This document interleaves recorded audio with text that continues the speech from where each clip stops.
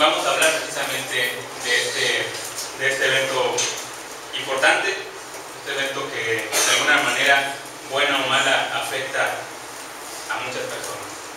Y es precisamente la Navidad.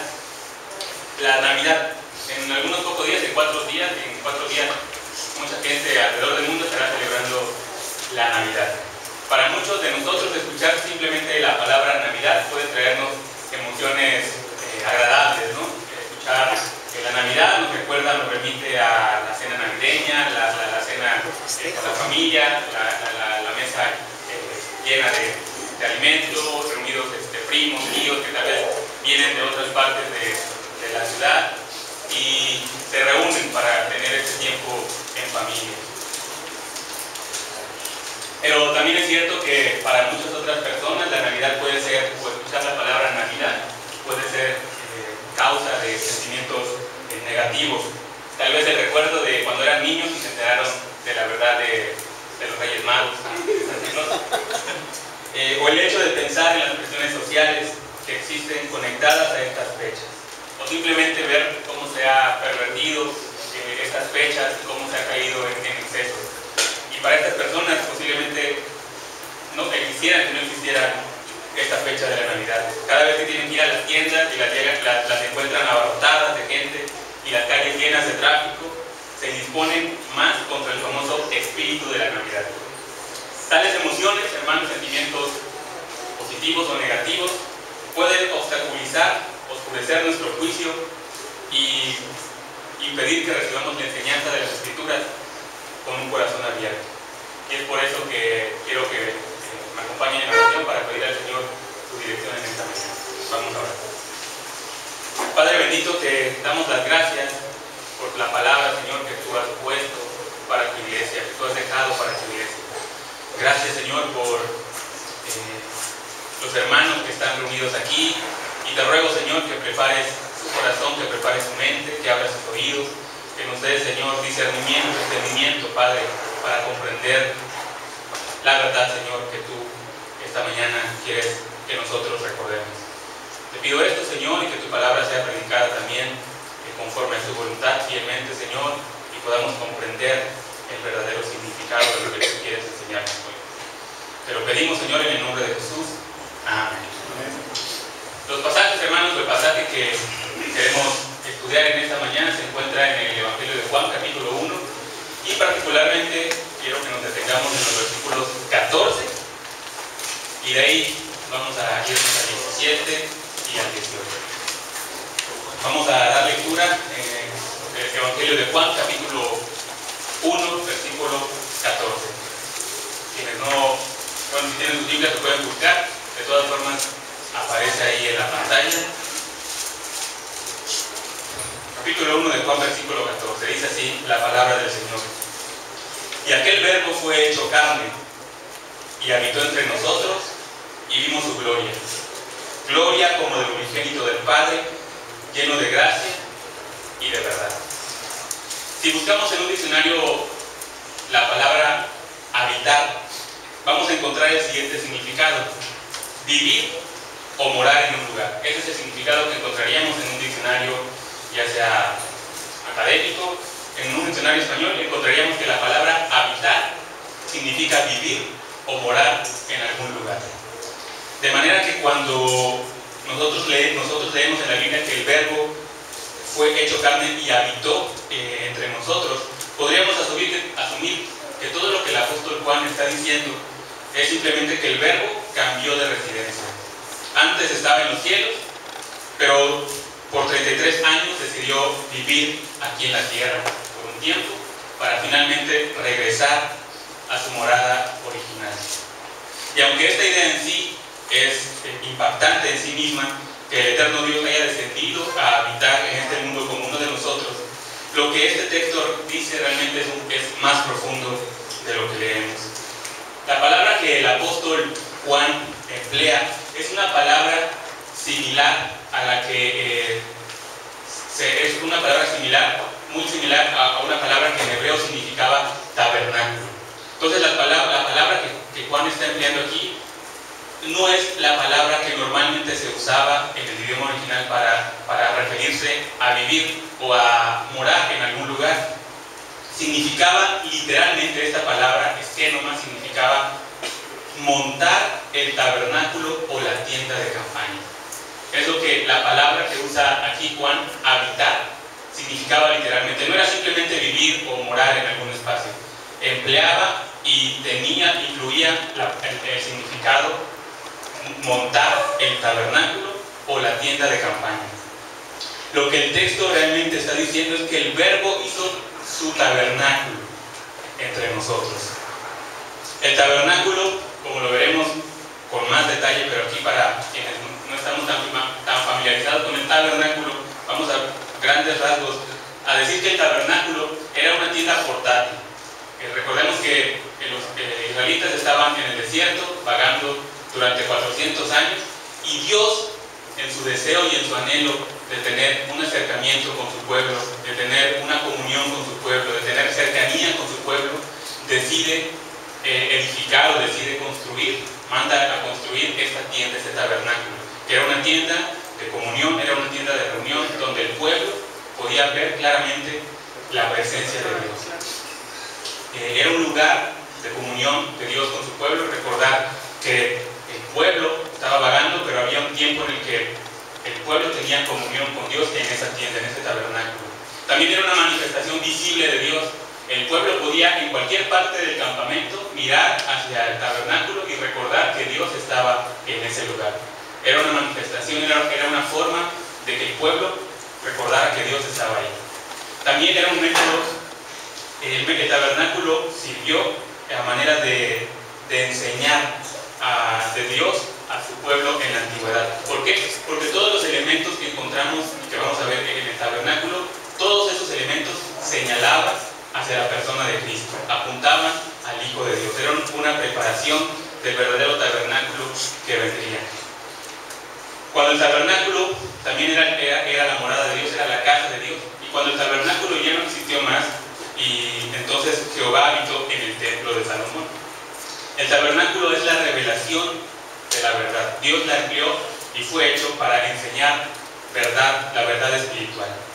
Así que el apóstol Juan, hermanos, está tratando de hacer entender el verdadero significado de la encarnación del Verbo de Dios, relacionando este evento, el de la encarnación del Verbo, relacionando este evento con lo que sucedía en el tabernáculo del Antiguo Testamento. Quiero que me acompañen, les voy a pedir que me acompañen a Éxodo, capítulo 25, versículos 8 y 9. Y vamos a detenernos para comprender la importancia que Dios le dio en el Antiguo Testamento a este tabernáculo y cómo el tabernáculo, lo que vamos a estudiar, señala al verdadero tabernáculo que es Cristo. Éxodo capítulo 25, del 8 a 9.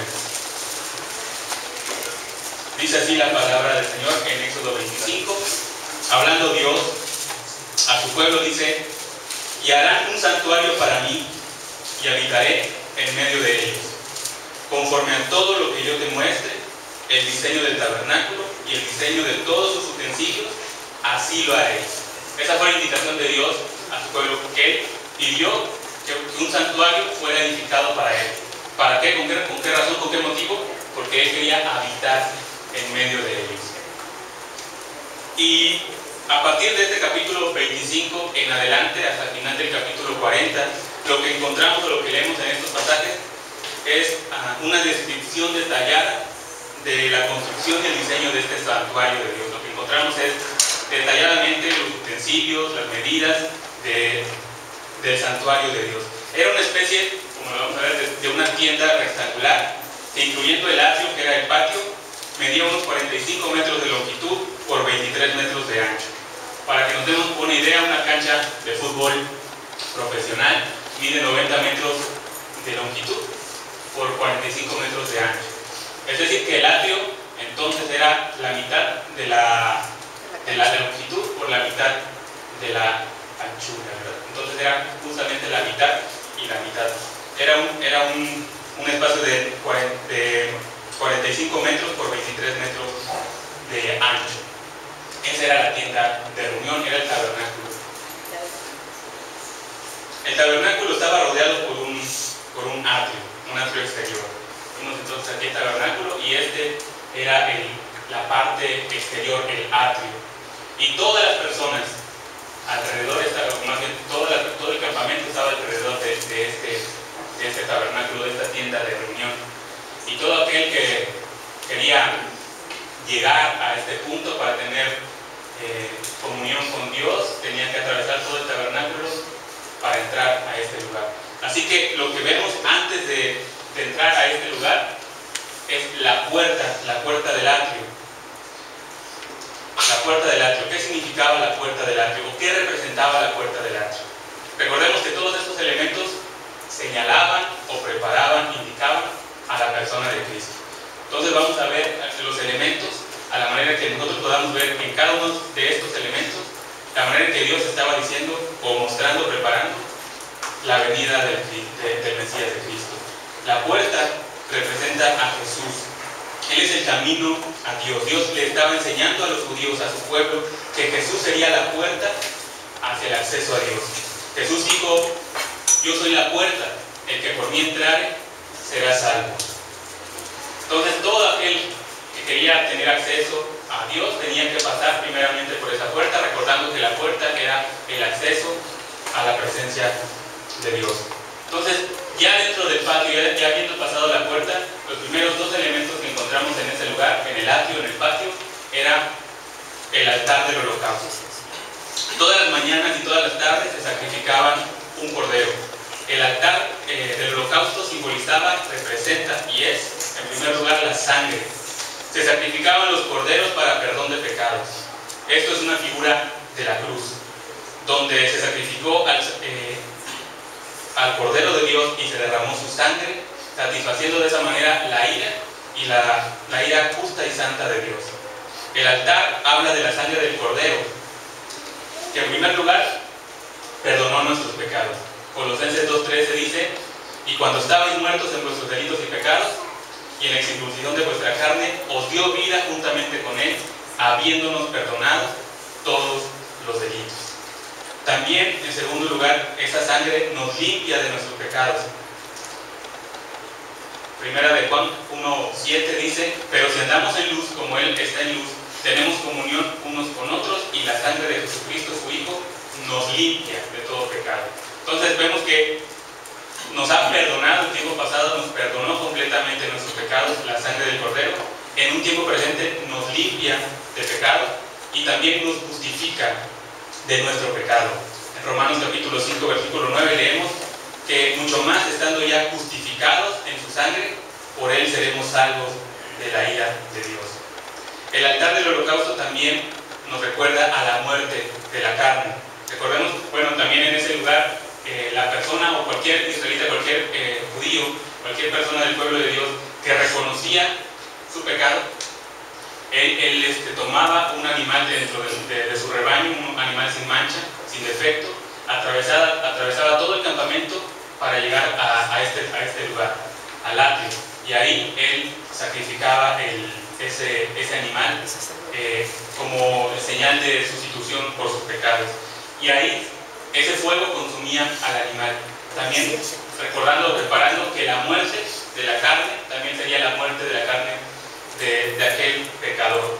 Como dice Romanos también capítulo 6, versículo 2: los que hemos muerto al pecado, ¿cómo viviremos aún en él? Es decir, que todo aquel que ha nacido de nuevo, su cuerpo, su vieja naturaleza ha sido ya crucificada, ha sido ya muerto al pecado.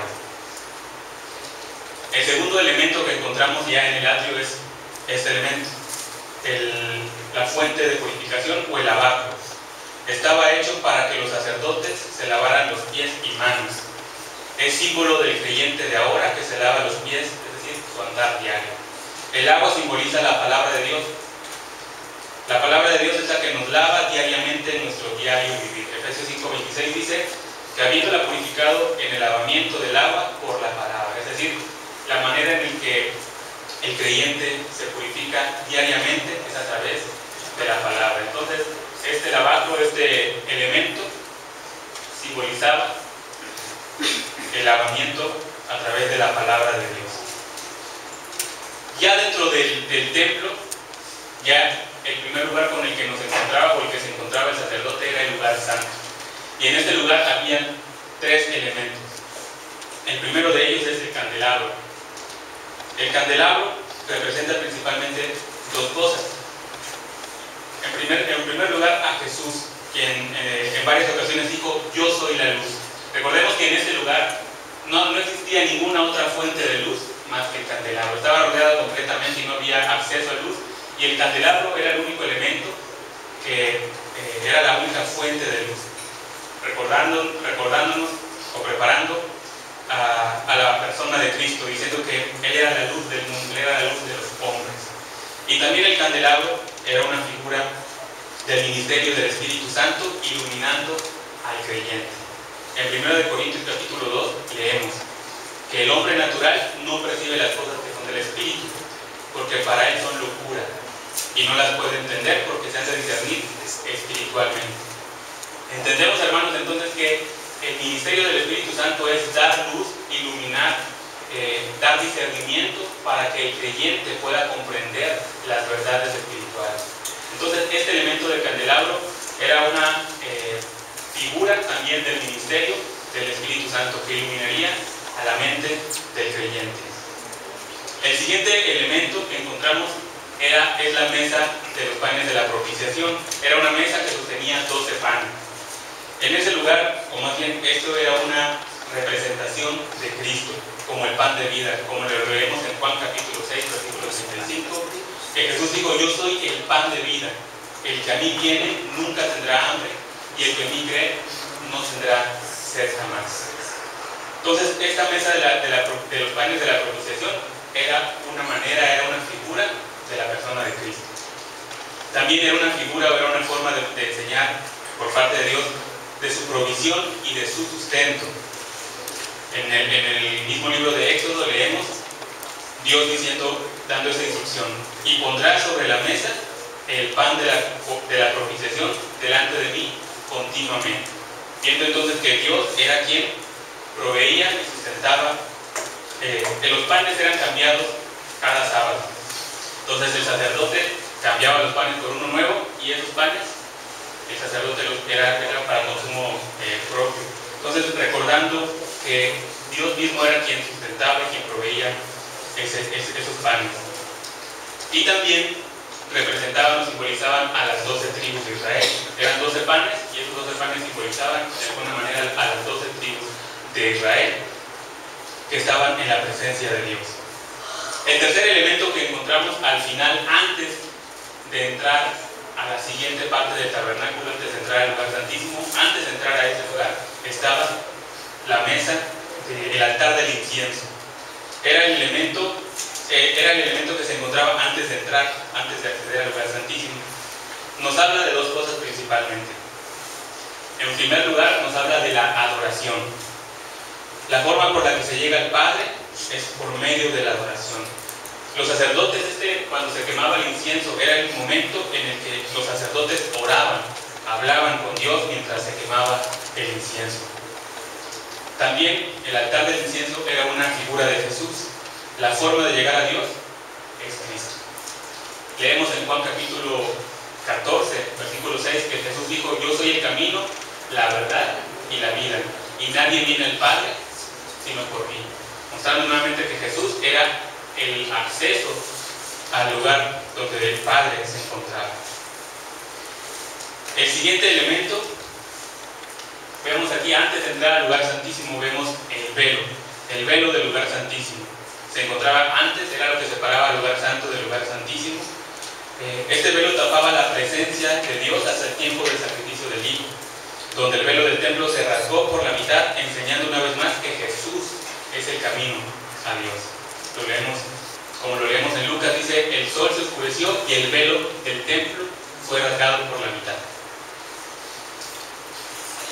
La presencia de Dios, entonces, ya entrando al lugar santísimo, en ese lugar, hermanos, solamente entraba Moisés cuando Dios lo llamaba en cualquier momento, y el sumo sacerdote una vez al año.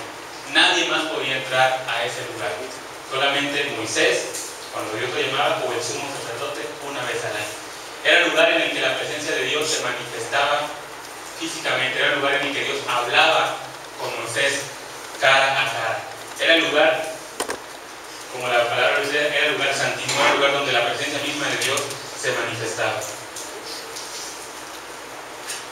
Vemos aquí entonces también una figura de Cristo, como lo leemos en Hebreos 5, dice: así tampoco Cristo se glorificó a sí mismo haciéndose sumo sacerdote, sino el que le dijo: tú eres mi hijo, yo te he engendrado hoy. Es decir, el Padre constituyó al Hijo, a Jesucristo, como nuestro sumo sacerdote. ¿Qué podemos? Bueno, también ya dentro del lugar santísimo encontramos el arca del pacto. El arca del pacto contenía las tablas de la ley, contenía la vara de Aarón y contenía el maná. ¿Qué podemos entonces ver en estos elementos del tabernáculo? En primer lugar, en la puerta del atrio era una preparación, era una forma de decir Jesucristo, que a través de Jesucristo, la puerta, seríamos salvos. En el altar del holocausto encontramos que la sangre del Cordero de Dios es nuestra vida y la carne muere.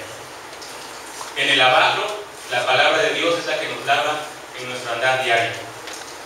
En el candelero somos iluminados por el Espíritu Santo. En la mesa de los panes de la propiciación, nuestra alma es satisfecha. En el altar del incienso es donde le adoramos. Y en el lugar santísimo es el lugar en donde nos encontramos con Él. De manera que en el tabernáculo encontramos tres cosas. Uno, el pueblo de Israel se encontraba con Dios. También era el lugar en donde Dios se revelaba a su pueblo. Y también era el lugar en donde el pecado del pueblo era perdonado. Unos capítulos más adelante de Éxodo, en el capítulo 29, encontramos que Dios le dice al pueblo que Él se encontrará con ellos en el tabernáculo. Versículo 42 dice: para hablaros allí.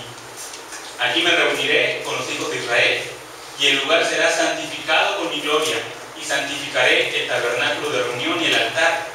Santificaré asimismo a Aarón y a sus hijos, para que sean mis sacerdotes, y habitaré entre los hijos de Israel, y seré su Dios, y conocerán que yo soy Jehová su Dios, que los saqué de la tierra de Egipto, para habitar en medio de ellos, yo Jehová su Dios. Entonces, como mencionábamos, el tabernáculo, entre otras funciones, era la manera en que Dios se acercaba con su pueblo a través de estos sacrificios, perdonando el pecado de su pueblo.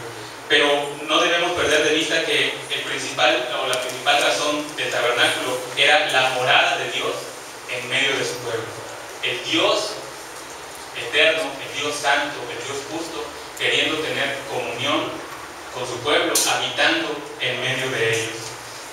Notemos entonces en el versículo 45 y 46 que Dios dice que su deseo es habitar en medio de ellos, en medio de su pueblo. Era el lugar en donde los israelitas podían tener comunión con el Señor. Quiero que me acompañen en el capítulo 33 de Éxodo, y vamos a dar lectura a partir del versículo 7 hasta el versículo 11. Ahí se nos dice que Dios traía su presencia especial en una forma de columna de nube cuando Moisés entraba en el tabernáculo. Es 33, del 7 al 11.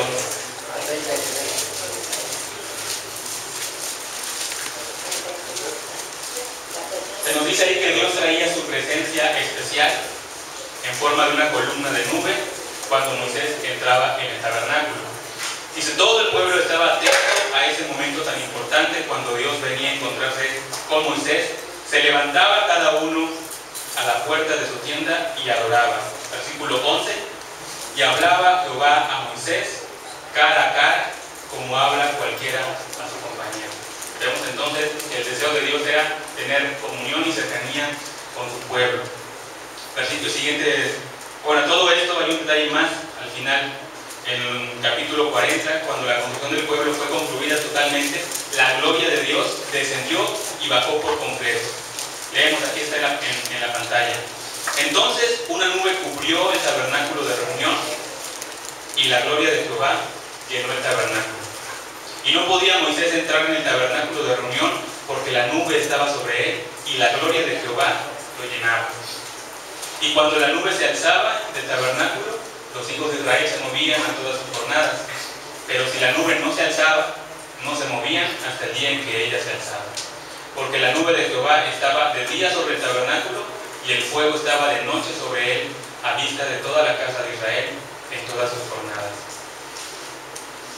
El tabernáculo, hermanos, cuando escuchemos la palabra tabernáculo, cuando nos remitamos a la palabra tabernáculo, recordemos que era la representación visible del anhelo de Dios de tener comunión con su pueblo. Un pueblo que era evidentemente pecador, infiel, desleal, pues por eso mismo Dios entonces también a través de los ritos, el ritual de sacrificios, era la manera en que Dios perdonaba el pecado de su pueblo, y entonces el pueblo podía tener comunión con el Dios Santo. Era una manera también de preparar a la figura de lo que sería el Cordero de Dios, que es el Señor Jesucristo. Pero el tabernáculo, recordemos que es la representación visible del anhelo que Dios tenía de tener comunión con su pueblo. También se nos dice que cuando la presencia de Dios moró en el tabernáculo por mucho tiempo, hasta que el templo de Salomón fue construido. ¿Y qué sucedió cuando la construcción del templo fue terminada y los sacerdotes colocaron allí el arca del pacto?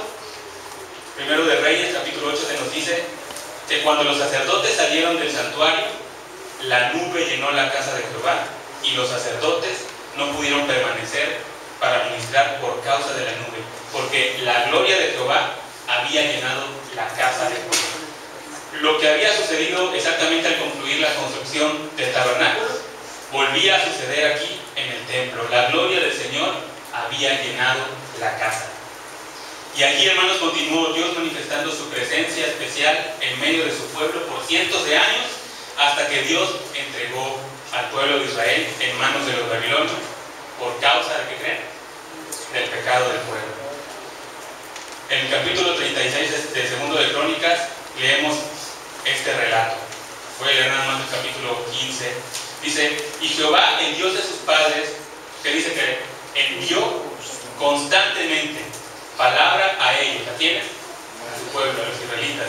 Dios había enviado constantemente palabra a ellos por medio de sus mensajeros, porque Él tenía misericordia de su pueblo y de su habitación. Mas ellos, ¿qué hacían? Hacían escarnio de los mensajeros de Dios, menospreciaban su palabra, se burlaban de sus profetas, y esto hizo subir la ira de Jehová contra su pueblo, y no hubo ya remedio. Por lo cual, la consecuencia fue que trajo contra ellos al rey de los caldeos, que mató a espadas a sus jóvenes en la casa de su santuario, sin perdonar ni joven ni doncella, ni anciano ni decrépito, todos los entregó en sus manos. Asimismo, todos los utensilios de la casa de Dios, grandes y chicos, los tesoros de la casa de Jehová y los tesoros de la casa del rey y de sus príncipes, todo lo llevó a Babilonia. Y quemaron la casa de Dios, y rompieron el muro de Jerusalén, y consumieron a fuego todos sus palacios, y destruyeron todos sus objetos deseables. Y los que lograron escapar de la espada fueron llevados cautivos a Babilonia, y fueron siervos de él y de sus hijos, hasta que vino el rey de los persas.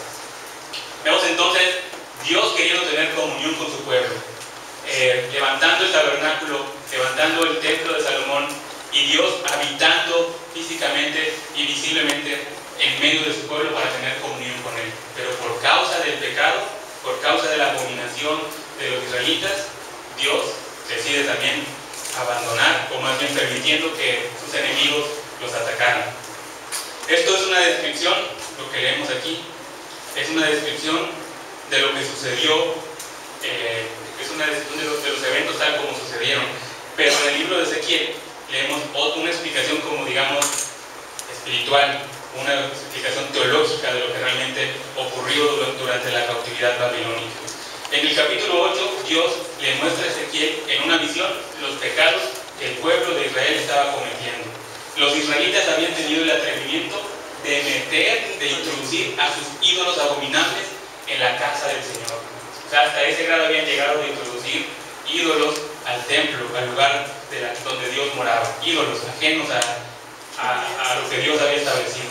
Y luego en el capítulo 10 se le muestra a Ezequiel en otra visión, Dios abandonando ese lugar, la gloria de Dios abandonando ese lugar.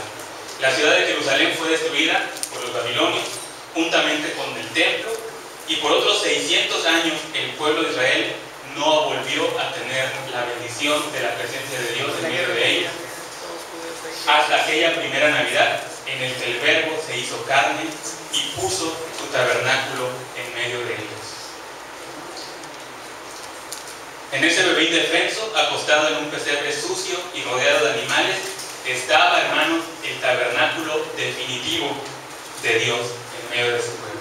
Ya no iba a ser más un tabernáculo móvil, un tabernáculo que se podía mover, sino era un tabernáculo definitivo, era el tabernáculo permanente por el cual Dios se hacía manifiesto, se manifestaba para tener comunión una vez más con su pueblo. Él era el tabernáculo definitivo de Dios. Pablo dice que en Jesucristo habita corporalmente toda la plenitud de la deidad. Podemos ver que en Cristo igualmente se encontraba la presencia de Dios, Dios mismo hecho carne. Como dice Mateo capítulo 23, este niño era Emmanuel, que traducido era Dios con nosotros. El Verbo se hizo carne y habitó entre nosotros, y vimos su gloria, gloria como del unigénito del Padre, lleno de gracia y de verdad. Tal como sucedió en el tabernáculo en el Antiguo Testamento, ahora estábamos viendo la morada de Dios, la presencia de Dios en medio de su pueblo a través de la persona de Jesucristo. Este, hermanos, es el verdadero significado de la Navidad. El Dios de gloria se hizo presente en la persona de Cristo. Como dice la palabra de Dios, ya no es un tabernáculo levantado por hombres, sino es un tabernáculo levantado por Dios. Nuestro Señor Jesucristo no es una manifestación adicional de la gloria de Dios. Él es el resplandor de su gloria, como dice Hebreos. Jesús, hermanos, como veíamos, el tabernáculo eran solamente elementos o figuras para preparar el verdadero tabernáculo. Jesús es el altar donde nuestros pecados son expiados para que nosotros podamos disfrutar de una plena comunión con el Dios tres veces santo. También Jesús es la máxima revelación de Dios, como sigue diciendo el pasaje en el versículo 17. Por la ley, pues la ley por medio de Moisés fue dada, pero la gracia y la verdad vinieron por medio de Jesucristo. A Dios nadie le vio jamás. El unigénito Hijo le ha dado, que está en el seno del Padre, Él le ha dado a conocer. Nadie puede conocer verdaderamente a Dios sino a través de la persona de Jesucristo. Él es la revelación completa y definitiva de Dios y el único intermediario por medio del cual nosotros podemos acercarnos al Padre. Él es el acceso al Padre, es el acceso al lugar santísimo. Jesús dijo: yo soy el camino, la verdad y la vida, y nadie viene al Padre sino por mí. Él es el verdadero camino para llegar al Padre. Posiblemente daremos y recibiremos muchos regalos en estas fechas. Algunos comestibles como chocolates nos durarán unos minutos en nuestras manos. Algunos otros, como ropas o accesorios, puede ser que nos duren unos años más. Otros regalos, así como los recibimos, los vamos a dar en el próximo intercambio de regalos. Algunos otros tal vez no nos gusten, no serán conforme a nuestros gustos o necesidades, pero algo que pasa con todos estos regalos es que finalmente todos se desgastan y dejan de ser funcionales. Pero hay un regalo, hermanos, que no tiene fecha de caducidad y siempre es apropiado y oportuno a la necesidad básica del ser humano. No solo en temporadas decembrinas, sino en cada época del año. Este regalo es el que viene de Dios, el regalo del Salvador por medio de Jesucristo. Ese es el regalo de Dios para nosotros. Dice este pasaje: en esto se mostró el amor de Dios para con nosotros, en que Dios envió a su Hijo unigénito al mundo para que vivamos por Él. La expresión más grande de amor no fue enviarnos un economista, porque nuestro más serio problema no era económico. Tampoco mostró Dios su amor mandándonos un psiquiatra cósmico, porque nuestro más serio problema no es psicológico o emocional. Tampoco nos envió Dios un médico, porque nuestro mayor problema no es de salud. Dios mostró su amor para con nosotros, enviándonos a su Hijo como Salvador, porque el más serio problema del hombre es el pecado. En eso se muestra el amor de Dios para con nosotros, y de esa manera nos regala vida. La vida de su Hijo Jesucristo en nosotros. Hermanos, si vamos a compartir regalos en estas fechas, que sea el regalo de la noticia de que el Señor ha venido a hacer su tabernáculo definitivo en medio de su pueblo a través de la persona de Cristo, para que podamos disfrutar de su presencia eterna e imperecedera en nuestra vida. El regalo imperecedero es el regalo de Dios eterno con nosotros por siempre. Ese es el verdadero significado de la Navidad. Dios haciendo su tabernáculo en medio de su pueblo a través de la persona de Cristo. Amén. Vamos a orar. Padre Celestial, Señor, te damos muchas gracias por el regalo que nos has dado, Señor, a través de Cristo. Gracias, Dios, porque en Cristo encontramos nuestro más grande regalo, el regalo de tu presencia en nuestras vidas. El regalo, Señor, del perdón de nuestros pecados. El regalo, Señor, de la purificación de nuestras vidas. El regalo, Señor, también de darnos entendimiento para comprender tu palabra, de ser tú nuestro proveedor, de ser tú, Señor, también por medio de Cristo has enviado el intercesor para acercarnos a ti. Y ahora, Señor, podemos tener una comunión completa, plena, permanente y eterna, Señor, contigo. Gracias, Dios, porque en estas fechas podemos recordar ese regalo, Señor, el regalo que tú has enviado a nuestras vidas, el regalo de Cristo, haciendo su tabernáculo en nuestras vidas. Gracias, Dios, por la vida de Cristo, por la vida del Salvador, porque por medio de él, Señor, podemos tener acceso a ti. Te damos gracias también, Señor, por tu palabra, y te pedimos, Señor, por aquellos que aún no han tenido la bendición de tener este regalo en sus vidas. Te rogamos, Señor, seguramente aquí tenemos amigos y familiares que aún no han conocido este regalo. Te pedimos, Dios, que en estas fechas que podamos reunirnos con amigos, con familiares, podamos, Señor, compartir de este regalo, podamos compartir de la buena noticia, Señor, de que tú has venido al mundo a través de Cristo para hacer tu tabernáculo definitivo, eterno, para siempre, en medio de por medio de la persona de Cristo. Danos, Señor, esa alegría, esa dicha, ese contentamiento, Señor, y ayúdanos, Señor, a tener una vida agradecida, una vida, Señor, en adoración, una vida, Señor, entregada y rendida a ti, por ese sacrificio, Señor, que tú hiciste por medio de Cristo para darnos vida. Te alabamos, Señor, y bendecimos tu nombre, y te rogamos, Señor, que podamos compartir este regalo con los demás. En el nombre de Cristo oramos.